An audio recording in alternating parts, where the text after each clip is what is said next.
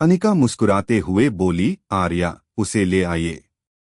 आर्या ने सिर हिलाते हुए कहा, जी भाभी, और चला गया।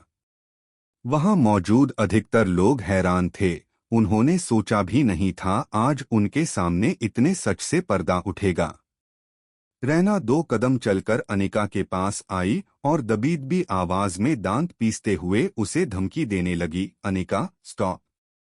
अनिका बोली, नो वे, आज तो तुम्हारा सच सबके सामने आकर रहेगा। रैना ने फिर से उसी टोन में कहा, लगता है तुम अब जीना नहीं चाहती।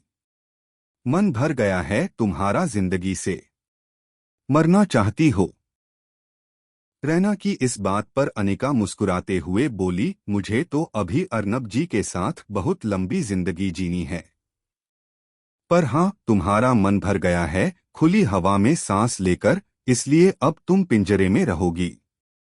रैना अग्रेसिव हो गई, अनिका, उसने जोर से कहा, पर वो इससे आगे कुछ कह पाती उससे पहले ही आर्या वहां आ गया। रैना आर्या के साथ मारिया को देखकर चौंक गई और अनिका मुस्कुराने लगी। मारिया के चेहरे पर डर था।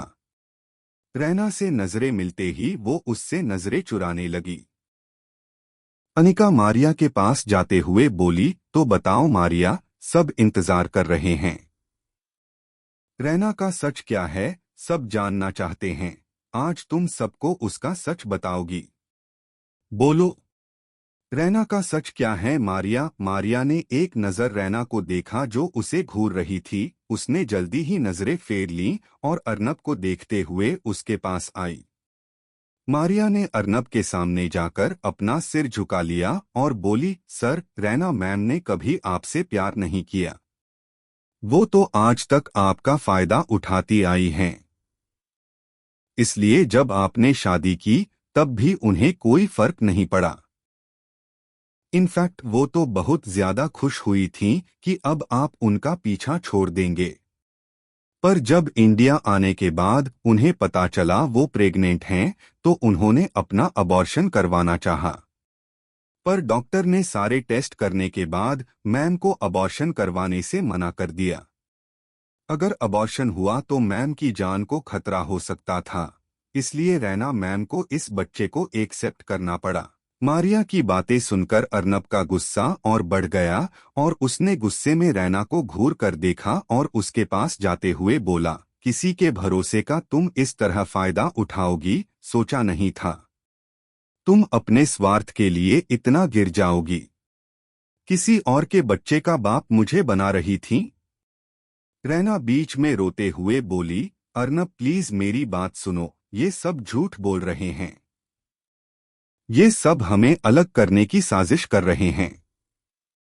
रैना ने अर्नब का हाथ पकड़ना चाहा, पर अर्नब ने अपना हाथ झटक दिया और गुस्से में बोला, ओह, जस्ट शट अप रैना। मुझे तुम्हारी कोई बात नहीं सुननी। ऑलरेडी तुमने मुझे बहुत धोखे में रखा है, पर अब नहीं।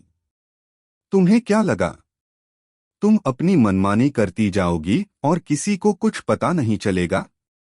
थैंक्स गॉड कि मेरी जिंदगी में अनिका है, तुम जैसी धोखेबाज लड़की नहीं। रैना रोते हुए बोली, अर्नब मेरी बात सुनो, उसने मुझे धोखा दिया, मेरा इस्तेमाल किया। अर्नब गुस्से में बोला, जो दूसरों के साथ धोखा करते हैं उन्हें भी धोखा ही मिलता है। अगर तुम्हें मेरी मदद चाहिए थी तो तुम्हें मुझसे आकर बात करनी चाहिए थी, न कि मुझ पर ऐसे गलत इल्जाम लगाकर मुझे धोखा देना चाहिए था। अर्नब दांत पीसकर बोला, बोलो, क्यों तुमने मेरे साथ ऐसा किया? मैंने तो हमेशा तुम्हारा साथ दिया था, फिर क्यों तुमने मुझे ही धोखा दिया? रैना फिर रोते हुए बोली, अर्नब, मैं मजबूर थी। जब मुझे इस बच्चे के बारे में पता चला तो मैं डर गई थी। मैं नहीं चाहती थी ये बच्चा वैसी जिंदगी जिए जो मैंने जी है। मैं सिर्फ इसे बेहतर जिंदगी देना चाहती थी, जो तुम्हारे साथ के बिना पॉसिबल नहीं था। बोलते हुए रैना ने फिर से अर्नब का हाथ पकड़ना चाहा, पर अर्नब ने अपना हाथ पीछे खींच लिया और रैना की तरफ पीठ करके खड़ा हो गया। अब सबके सामने सच था। कौन दोषी है और कौन निर्दोष ये सब जान गए थे। वहां एक शांति पसरी हुई थी, सिर्फ रैना के ही रोने की आवाज आ रही थी। इतनी देर से सब खामोशी से सच सुन रही आराधना ने अपनी खामोशी तोड़ते हुए कहा, इसीलिए इसीलिए मुझे ये लड़की शुरू से पसंद नहीं थी। इसलिए मैं तुम्हारी और इसकी शादी के खिलाफ थी। पर तुम्हारी खुशी के लिए हमने इसे अपनी बहू के रूप में स्वीकार लिया था। पर जिस दिन ये तुम्हें मंडप में अकेला छोड़कर गई, हम समझ गए ये लड़की तुमसे प्यार नहीं करती। इसे सिर्फ पैसा और नाम कमाने से मतलब था। आराधना की बात अर्नब को एकदम सही लगी। वो आराधना के पास आया और उसका हाथ पकड़ सिर झुकाकर बोला, आई एम सॉरी माँ, प्लीज मुझे माफ कर दीजिए। आराधना ने प्यार से अर्नब के सिर पर हाथ रखा और उसके माथे को चूम लिया। अध्या ने पहले ही पुलिस को कॉल कर दिया था। पुलिस आई और रैना को ले जाने लगी।